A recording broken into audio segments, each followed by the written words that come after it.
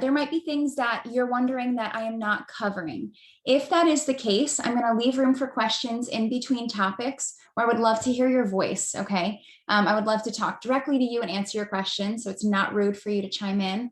We are also going to have a Q&A at the end of the discussion as well, okay? And I think we're going to keep you guys on mute, but feel free to unmute yourself at any point.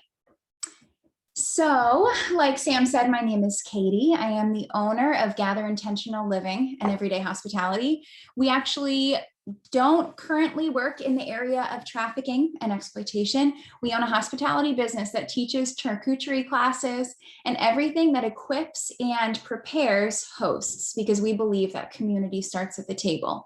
But something that I'm very passionate about is how powerful our tables are in cultivating change and developing community. So with all of the food that we teach, we also try to empower difficult conversations at that space.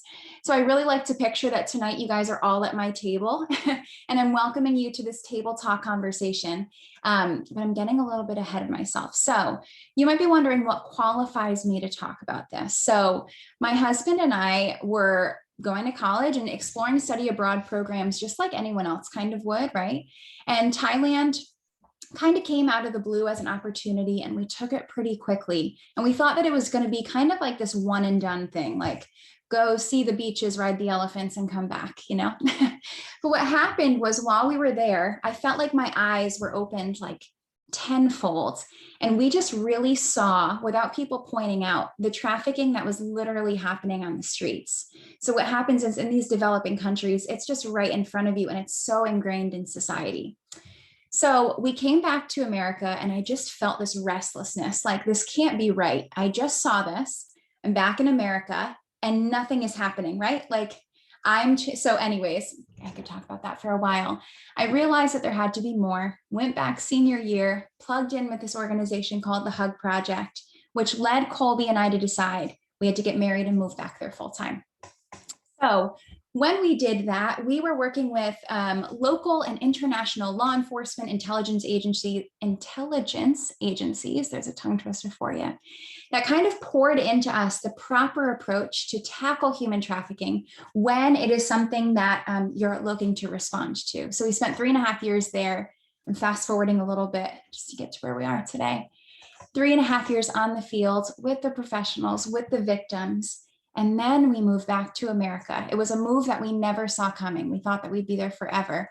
But what we learned when we moved back to America is that people don't want to have the conversation here. So we had moved back fresh with all of these experiences, wanting to talk about it. So we got curious, why is it that people don't want to have this conversation? And I think we learned a few things. One is that the words go against everything we are taught is appropriate or proper or socially acceptable, right? Human trafficking lingo is not typically like culturally appropriate, right? A lot of like sexual language and even just that word alone is not something we're taught is okay to bring up. The other one is the topic feels so weighty for people. We don't know what to do with it. We hear about this crisis. We don't know what steps we could take. And so we just avoid the conversation altogether. So my hope today is to give you guys a comfortable space to talk about an uncomfortable conversation. So what that means to me is we're going to go through the lingo. I want you guys to feel equipped to talk about all of these buzzwords when we leave, but also to feel like you have actionable steps to move forward with.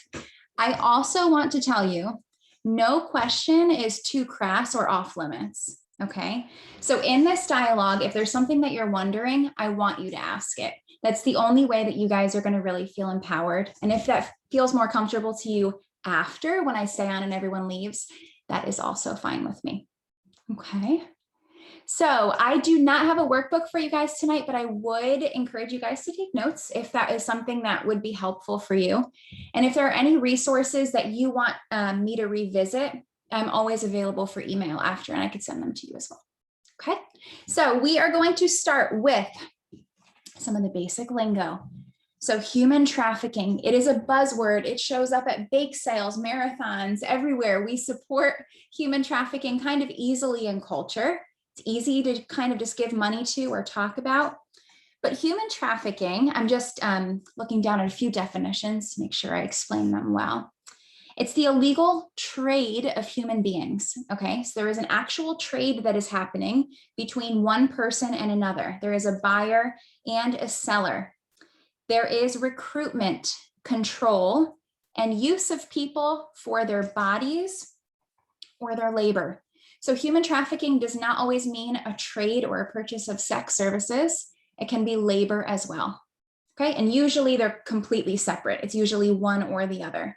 But there is always a buyer, a seller, and someone in the middle, the slave in the middle. Okay.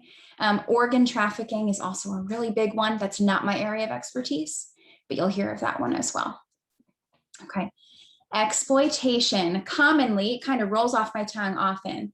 Human trafficking and child exploitation, they're usually talked about together, but they can be separate. Exploitation is when some of your information or something valuable to you and your dignity is being sold or shared without your consent. So say, for example, you sent someone a picture and they took it into their own hands to share it. They would be exploiting you and you would be exploited in that kind of situation. Okay, so exploitation. And then internet crimes. We're going to be talking a lot about internet crimes. And as the world moves more onto technology and technology grows, a lot of human trafficking is very much still in person, happening in person today, but a vast majority of it has since shifted to the internet and a lot of trade of internet content. Okay. Now, one thing that I wanted to say is whenever I have these conversations, I think it's normal to feel a sense of pain, right? Like when we're talking about humans being mistreated this way and the evil and the darkness that's happening in the world, it is super normal for you guys to feel pain. And so if this is a little bit like uncomfortable, I want to say like, that's an invitation to us. Okay. So whenever you hear a conversation about human trafficking and you feel that pain, there's the invitation to either sit in it and not do anything or to act. And so I always see pain and that discomfort as an invitation to respond. And so that's what I'm going to help you guys kind of like refocus and recenter today. So let's talk about the problem here. So my expertise is definitely in the crisis of human trafficking in Thailand. I definitely am becoming more educated on what it looks like in the US, but every country around the world is totally different. The form of trafficking changes, who the victim is and the perpetrator, very different. But if we're kind of talking about general statements here, this time in history, there are more slaves than any other time in history, in the history of the world, right? There are 40 million people in slavery. 40 million people around the world have someone controlling their life decisions, their work, forcing services from them, and developing financial gain because of their existence, okay? 71% of them are women, and this number shocks people. About 30% are men. This was a huge part of our work in Chiang Mai in Thailand. There are certain districts around the world where men are the focus of the slavery and the human trafficking. Okay, so men and boys. And 25% of the world's children are currently in slavery as well. That is a huge number. That's a staggering number when you really think about it. Okay. So if we focus a little bit just on the numbers of what is happening, human trafficking and internet crime. In 1998, there were 3,000 reports of internet crimes against children. Okay, 3,000. That's a lot, 3,000 too many. But if we look at last year, there were 18 million cases reported. Okay, that is a huge difference. That is a huge growth. And since COVID, the crisis of internet crimes against children and online trafficking has grown 5,000%. Okay, that is a massive number and a number that should really make us sit up and say, what can I do about that? Right? Whether we have kids, I don't currently have kids, but we all have kids in our lives and workplaces and a lot of places of influence. Okay. So when we talk about who's at risk, this is where the United States and Thailand vary greatly. So in America, abduction is a very common form of trafficking. A lot of kidnappings end up in trafficking, very common in first world countries.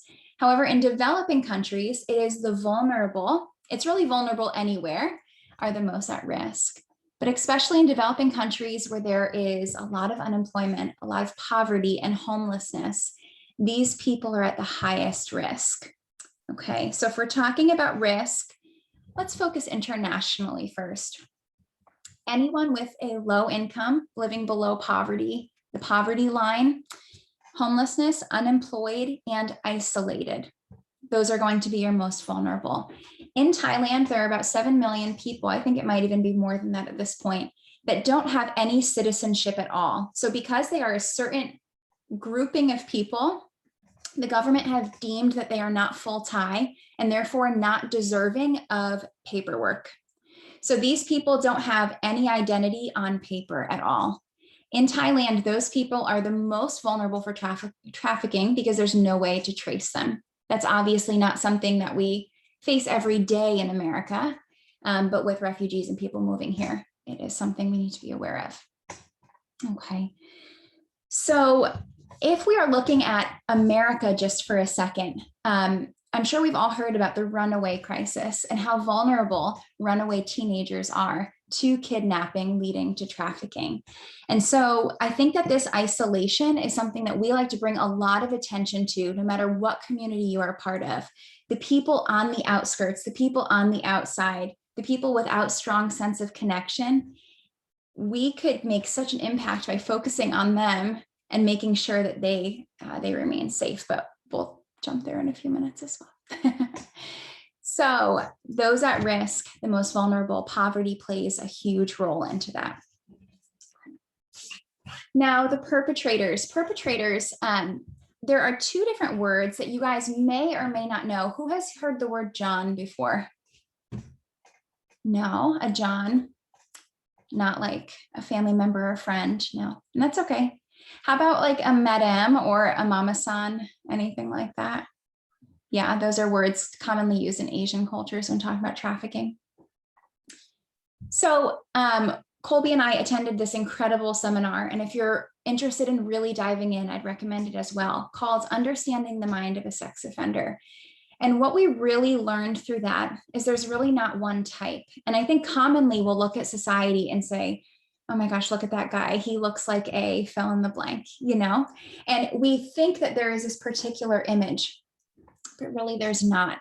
And we find that a lot of time it's either perpetuated by a cycle of abuse or from extreme long periods of isolation where there is a longing in that person for like relationship and love after many, many, many years. Okay, so there's a lot that goes into understanding the mind of a perpetrator, but it looks a little bit like this. Okay, so a trafficker, okay guys, actually, how are we doing? Good, we're getting through a lot of lingo and then we're gonna get to like the hope-filled and ways to move forward steps, okay? So when you're talking about human trafficking, there are two people involved that have control over the person that's enslaved. The trafficker is the person that coordinates any kind of trade-off of the slave, okay? So the trafficker is kind of the person that oversees the slave and connects them with any kind of sex service or labor service and is the one that benefits financially from any kind of trade. Okay, this person is usually a local. So if we're in Thailand, that trafficker is usually a Thai person. In America, it's usually an American citizen that's overseeing that trade of services. The thing that's most concerning here is this person is often someone very close to the person enslaved. This could be a family member, this could be a religious leader, this could be a coach. And if you read a lot of books, especially coming out over the last few years, this is more common than we realize.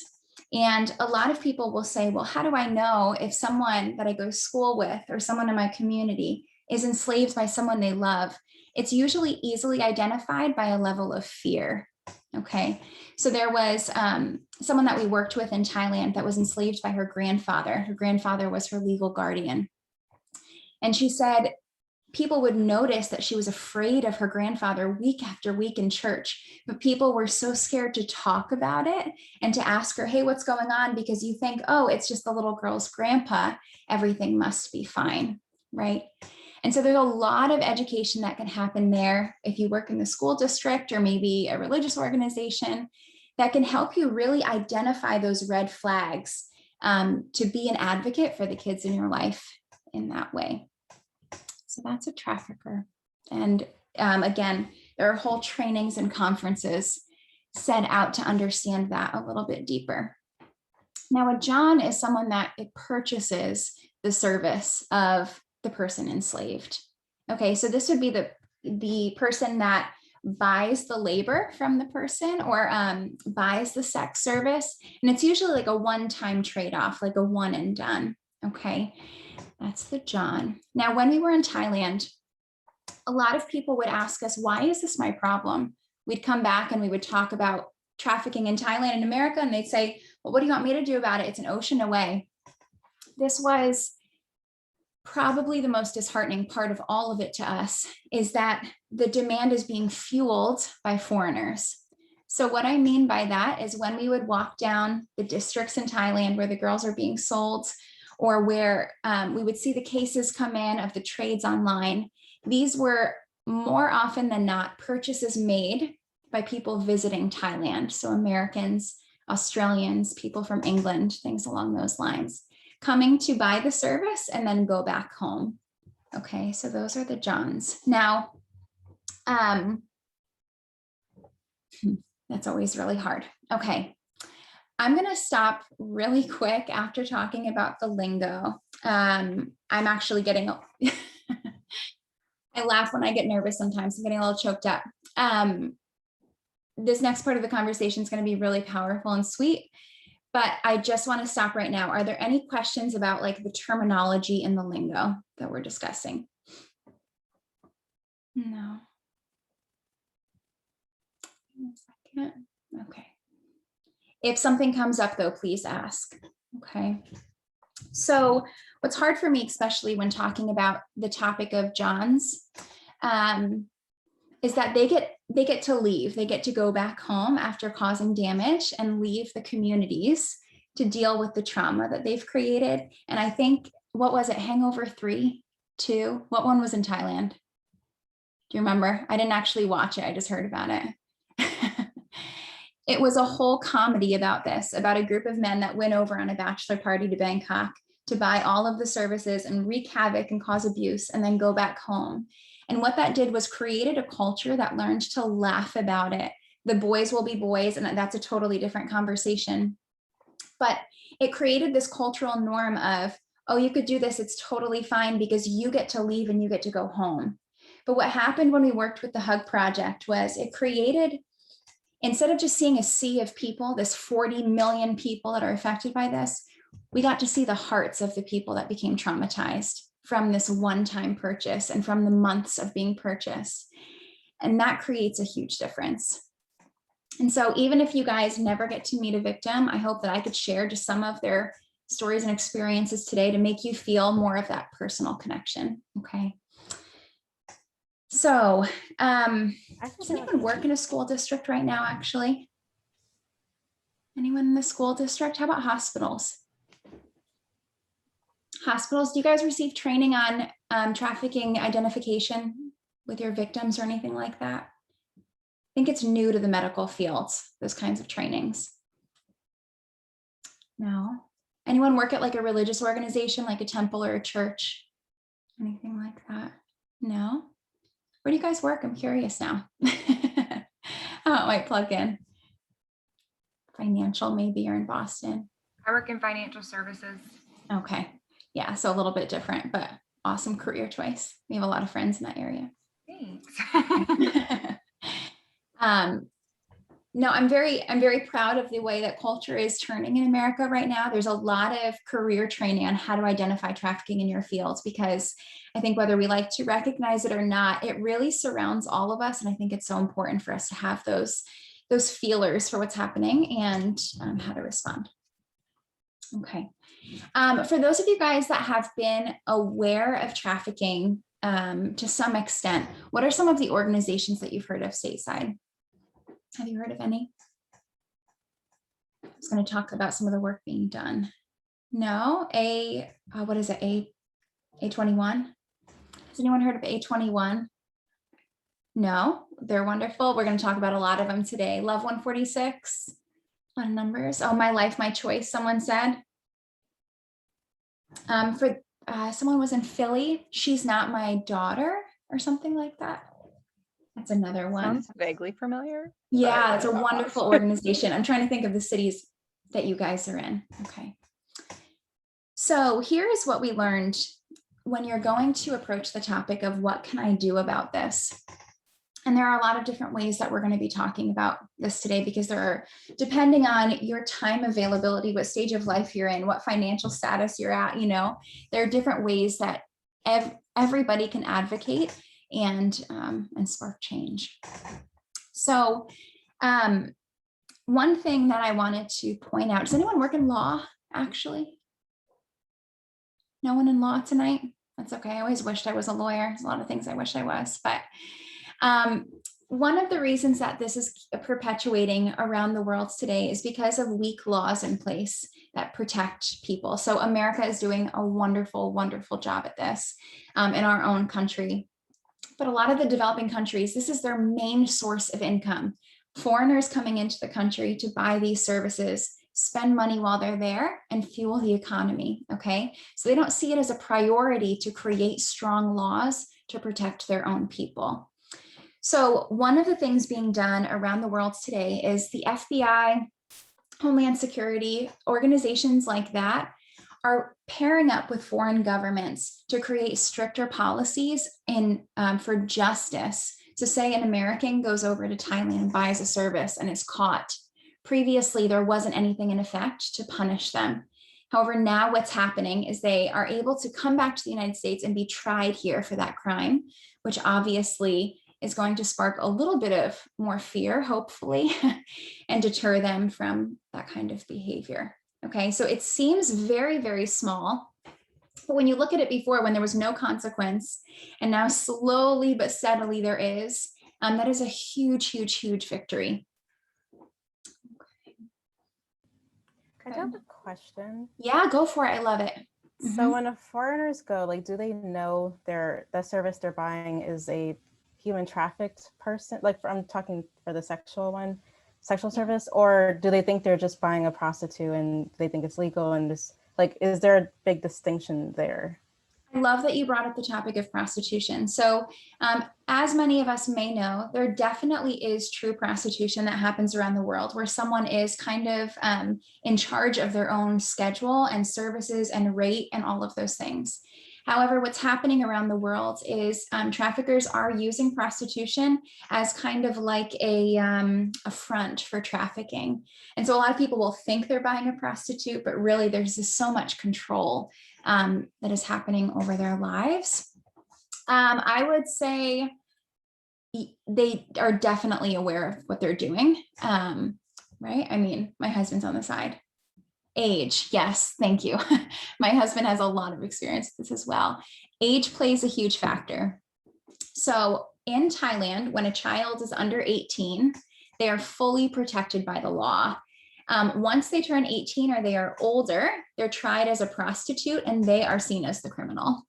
And so that's really sad, concerning, and scary. And I think that a lot of the foreigners that are purchasing services definitely know that as well. I'm trying to think of another example. So you were asking, do they think they're just buying a prostitute? Yeah, like do they know, is it like, do they know that they're buying someone who was human trafficked? Yeah, I mean, if they're going to Thailand, I would say 99% they do. I think it's called sex tourism. And so what happens in a lot of Thailand, it's devastating, is you'll be walking down this beautiful road with all these like nail salons, flower shops, all this stuff. And during the day, that is in fact what it is. However, at night, it shifts to be this front. And so in a lot of Thailand, the way the buildings are built is they're very narrow and they're 3 stories high. And so the first story is the shop. And then on top or underneath is where the real, what's really happening is going on. And so a lot of times those sex tourists will come and say, where can I find a 13-year-old? Where can I find a 6-year-old, a 21-year-old? And they'll say, oh, the flower shop down on whatever. And so there's a lot of that background conversation that's happening to connect them with what they're really looking for. Yeah. Okay. Mm-hmm. It's very complex though. And I think something that my husband and I were talking about is it is constantly changing. Like a lot of people would ask, like, what's the rate that someone gets? Like a lot of the financial pieces, that changes so fast. And even the way of communication, a lot of it is on the dark web. Are you guys familiar with that? No, that's okay. Again, I could have this conversation be like 10 hours long, guys. So the dark web is a form of communication that was developed by the military years and years ago for very secure conversation between departments. And what happened was it was hacked into or traded or something by terrorists, and now human trafficking. It's untrackable communication. And so a lot of like the sales of persons or the purchases of people happens there. And Bitcoin is the currency. Mm-hmm. Any other questions? I love that. No? Okay. Great. So one of the things that I want to caution you guys on are there are a lot of incredible organizations around the world doing work in the name of human trafficking. And I think that it is a wonderful thing that it's become an international dialogue, but also a little bit concerning to me because it's become very trendy, okay?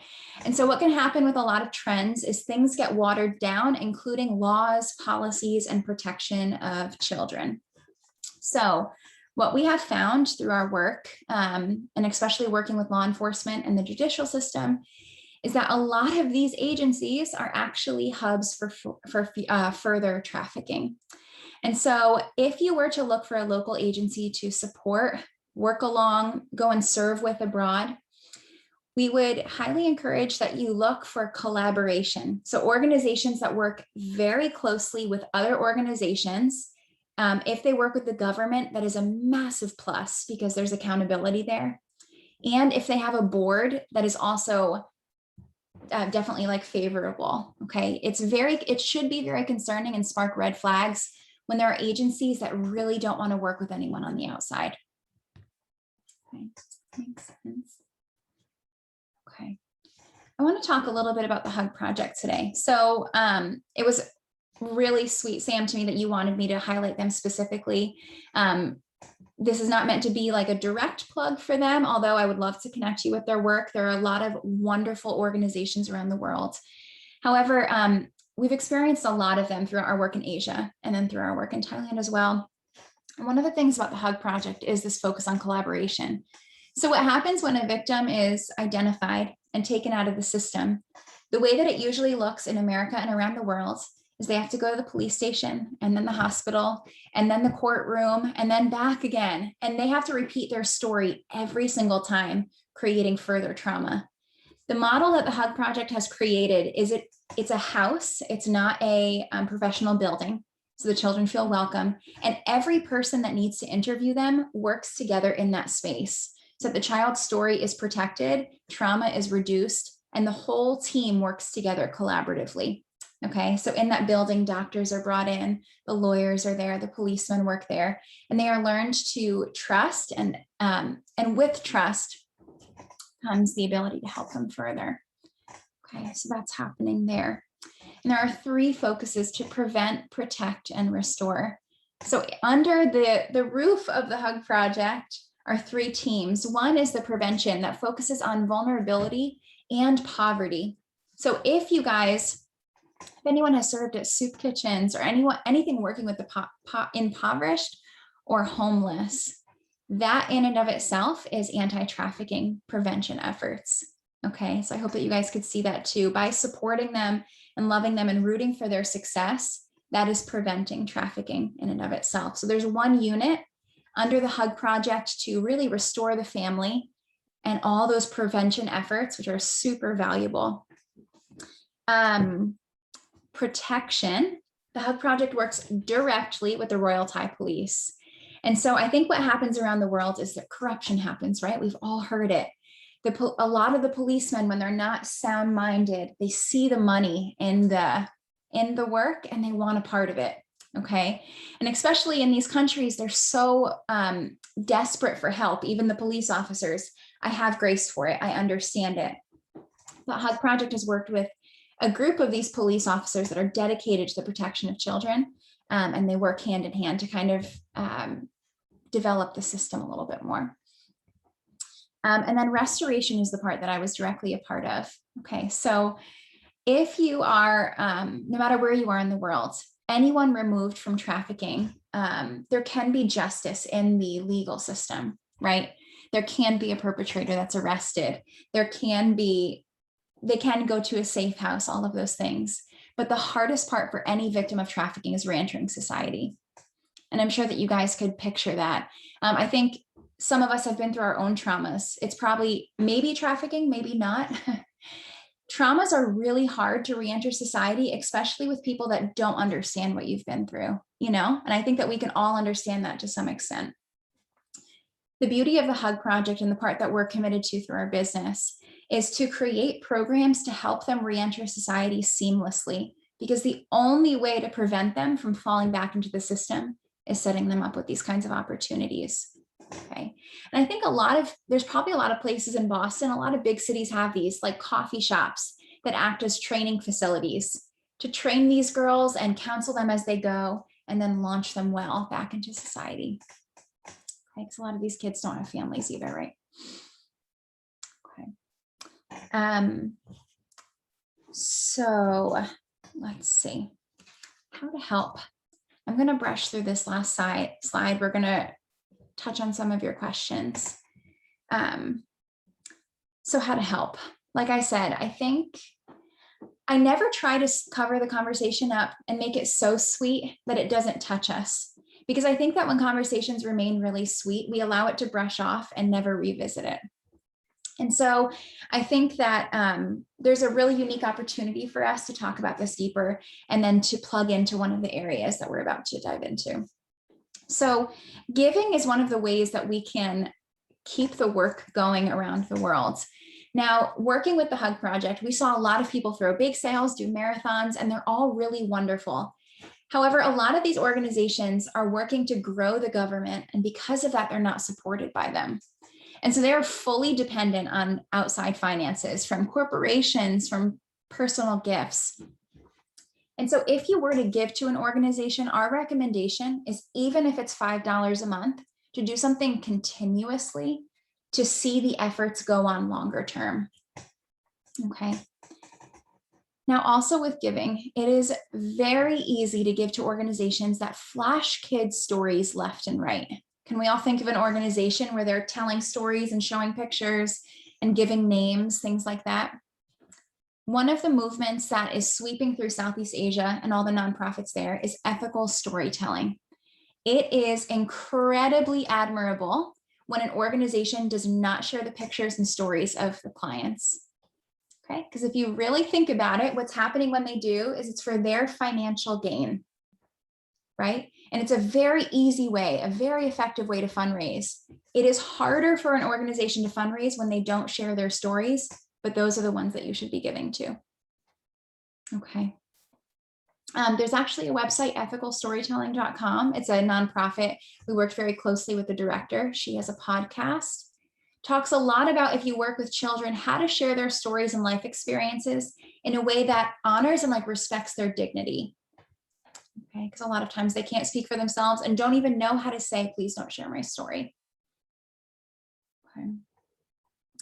So again, if you were to give, we would love, obviously, to connect you with the Hug Project. But if you're come across a new one, our recommendation is make sure they're collaborating, make sure they're connecting with outside agencies, law enforcement, things like that, and that they're not isolated, and that they are ethical storytellers. Okay. The other way is to go, right? Another way that we could respond to this is to go serve at the local nonprofits in our cities, or even to go abroad. Some of you guys today may even feel compelled to go to Southeast Asia, other countries around the world to respond. One thing we saw a lot of when we were there was short-term teams. Has anyone been abroad on a short-term team, like a 1 week or anything? Yeah. And I was a lot before this too. And it shaped my view. It totally changed my eyes. But what happens is when these teams come through with groups of kids, it's really creating further trauma with the kids. They're growing attachment. They're seeing a lot of people coming in and out of their life, but they have to stay. And so really the beauty comes with long-term teams. And so I would say if you're going to go abroad short-term, make sure it's not in direct contact with the kids where any kind of like relationship is built, but more be an observer and a learner. That's a great way to approach a short-term trip. Or if you wanted to work more directly with them, long-term trips are definitely, long-term volunteers are always, always needed. Okay.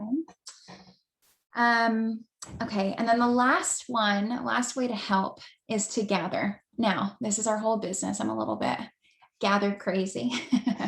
I think that community can heal a lot of the consequences that we're seeing in culture.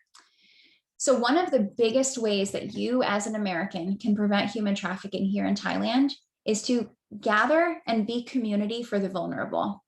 Now, it is super hard for us, especially if we're parents of kids or in religious organizations or whatever, to reach out to the people we see on the outside and invite them in. It's not natural, right? Especially when there's not a commonality or a connection. But if you are someone that can make them known and give them a table and help connect them to resources and love them like community, you could literally save their lives. I recently came across a woman who has kids, and she recognized a family of 2 boys and the parents are just totally absent. And she recognized how quickly they were going into really dangerous chat rooms and dangerous behaviors. And so this wife or this mom has committed to really just being there for this family and supporting these boys. And steps like that, steps of community like that could really change the trajectory of their whole lives. It's hard, it's not natural, but it's very powerful. Okay, so here's what I'm going to do. Can I get a time check really quick, Colby? Do you mind? Thank you. Okay. So it just so happened this way. We did not plan it this way. We are very much still in contact with the Hug Project. We're not on staff, but we advocate for them through the business. We heard from them yesterday that there's a match campaign happening right now with 1 day's wage. You might have heard of them. It's a very reputable organization. They had a donor committed to matching up to $25,000 US dollars in donations. And so what they're trying to do is get as many donations as they can stateside to match that gift. So if you were interested in giving, we are going to put that specific link in the chat for the matching gifts, but you could also find them at hugproject.org. Okay. So here's what we're going to do, guys. I have never talked about human trafficking so fast in my life. I wanted to do kind of like the intro level, cover all the bases. What are you guys curious about? What are you left wondering, wishing that we talked about? Anything along those lines?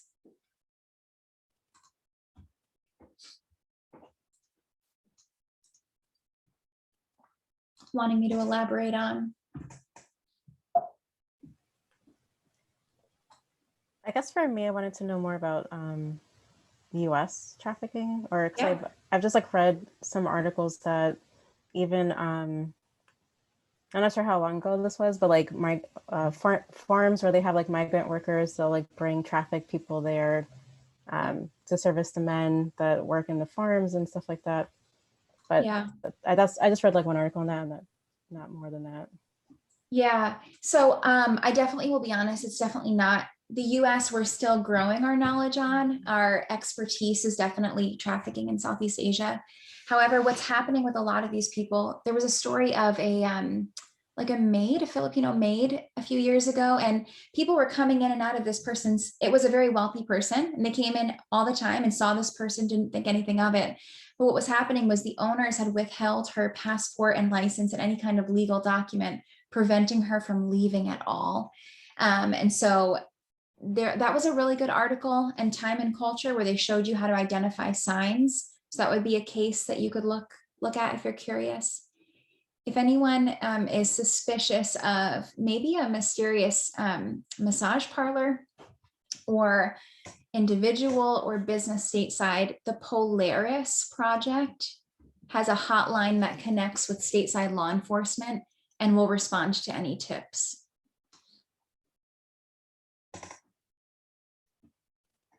Oh, okay. Someone, well, Sarah said that I mentioned human trafficking for healthcare workers. There's an upcoming free training at the University of Michigan for healthcare workers available nationwide.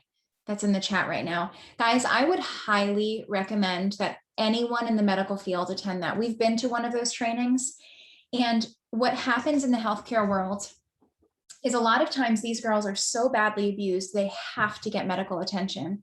And the traffickers bring them in because if anything happens to them, their income goes down. So the traffickers will go in the room with them to make sure that no information is shared, just to make sure that the girl gets the service and leaves. So the training for the healthcare workers is so critical because they could create a situation that could really save the victim's life if they know how to identify the red flags. The same with teachers. If you work in a school district, there are very similar trainings as well.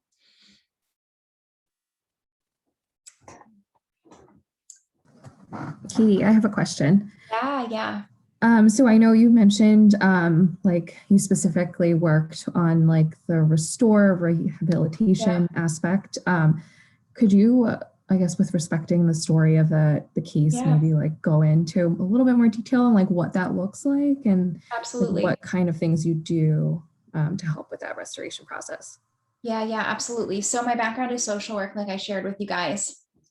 And I know a lot of you are not familiar with our business, but we teach a lot of like food-based and food styling things. And we started as a bakery. And this actually all started in Thailand because I was a caseworker at the Family Connection Foundation.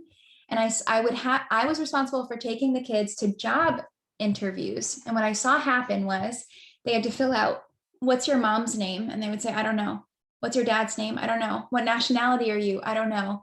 And then these kids would end up blurting out, I'm a victim of trafficking. And then the coffee shop owner is like, whoa, obviously that's like, that's a shock to anyone, but especially in Thai culture, they just write them off.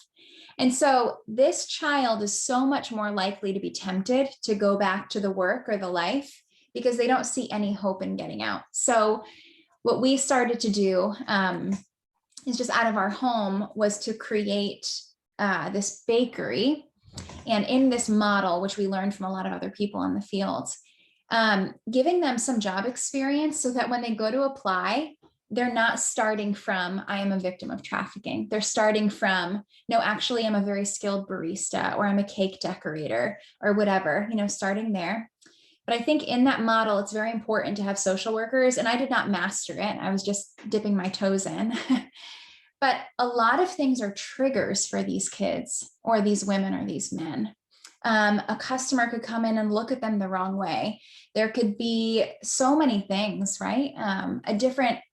A lot of kids, the song, like if there was a song playing when abuse was happening, a lot of these very common things are triggers. So having a space where the kids can melt down and not be fired is so incredibly rare. Someone that understands business and culture, but also their hearts and their trauma is a really powerful model. So I'm really not trying to self-promote here, but through Gather, it's been an incredibly difficult transition back for us to feel like we left the kids because a lot of people leave them. But through our business here stateside, our hope is to fund those kinds of models abroad. Yeah. That's my favorite topic, though, that specific one, helping them re-enter society. So feel free to keep asking questions.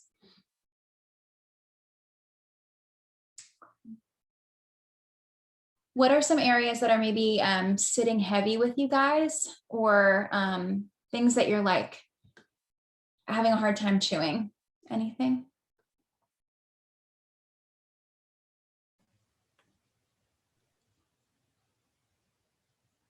No. I guess thought that I had. Because you said that it's mostly. Good idea. I don't know. I wasn't really excited about it. Oh. We just said whatever. Oh, hey, what's the Sarah, system? your We want to mute be- just went off. I just wanted to let you know. So you said a lot of foreigners are the ones that are going buying these services. Yeah. So are they like wealthy people from the US? Like, how do you know, I guess, who the people are? Or like, is there something that we as normal citizens could try to look for red flags or something that maybe we meet someone and we find out, or I don't know, like, is there a way for us to tell? Yeah, it's not always wealthy. So the ticket to Thailand can range anywhere from $500 to $1,000. But once you get there, everything is pennies. The food is like 75 cents, hotels like a few dollars a night. So you really don't have to be very wealthy. And the actual payment of service is not that expensive either with the currency exchange. I don't know if you guys heard the story, Jerry, the subway guy, was that his name? You know, the subway guy in the commercial? What was his name? Jared. Jared, yeah, Jared, yeah. He was arrested in Chiang Mai for the purchase of child sex services. And so there is a range from people who are just outcasts in their home country. I'm sure you could picture, you know, someone in that description, all the way up to the rich and famous that you can find there. So one thing that I like, this is not, this is kind of like an unpopular topic. I think that the topics of pornography and talking about like sexual relationships are not common at our tables. However, I think that they need to be because there has been this permission to just watch and consume anything, and it's creating this hunger for more. And the only way to get more is to buy these services and to support this vicious cycle. Yeah. And so I think just talking about, you know, as a family or as a workplace or as a religious organization or a school, that this is something that is not okay and that we don't stand for. Sometimes all people have to do is hear it, especially as a kid, right? And if we're not hearing it, maybe it starts to sink in like, oh, this is okay because everyone's doing it. Yeah.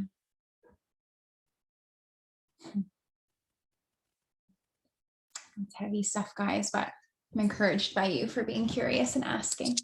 How many people was the organization able to work with at any given time?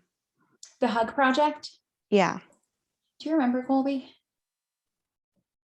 So it would be like 50 clients or like 25 to 50 clients, but the programs at large would have like big groups and they would go to school districts and work with the school districts as well. So different areas worked with different amounts of kids. What Boom, the director Boom, the Thai native always said, is it takes about 7 years to go through the cycle with one kid. And so they couldn't go too far. They hire as much as as the demand grows, they hire more workers. But they work with one kid for 7 years and they try to do that really well. And so it's maybe smaller than some other organizations. But even the place their office is located is right in the center of a stateless community. So a Thai community without resources or citizenship, just to be an accessible resource.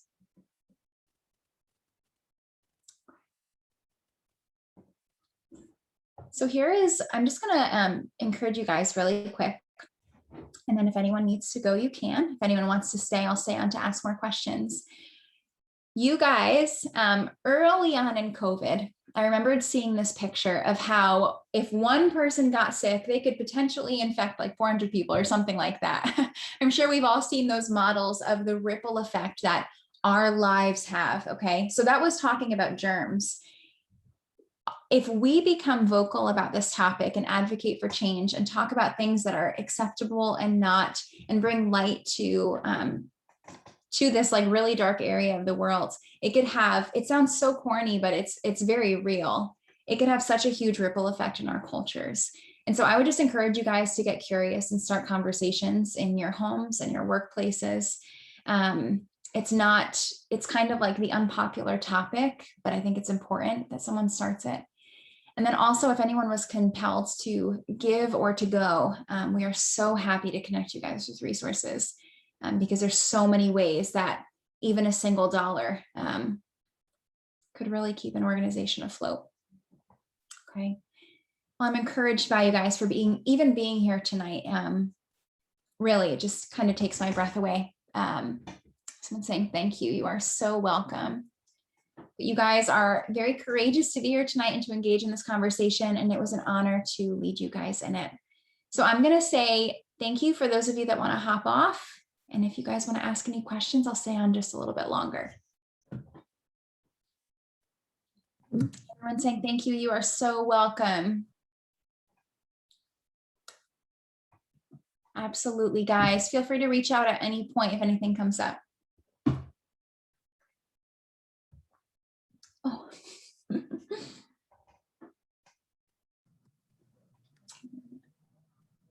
We're good. Thanks, Katie. Absolutely. Absolutely.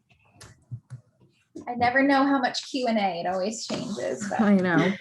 I think everyone was being really quiet tonight, but I think this was a lot of really great information, at least from my end too. So I really appreciate this. My goal is always to try to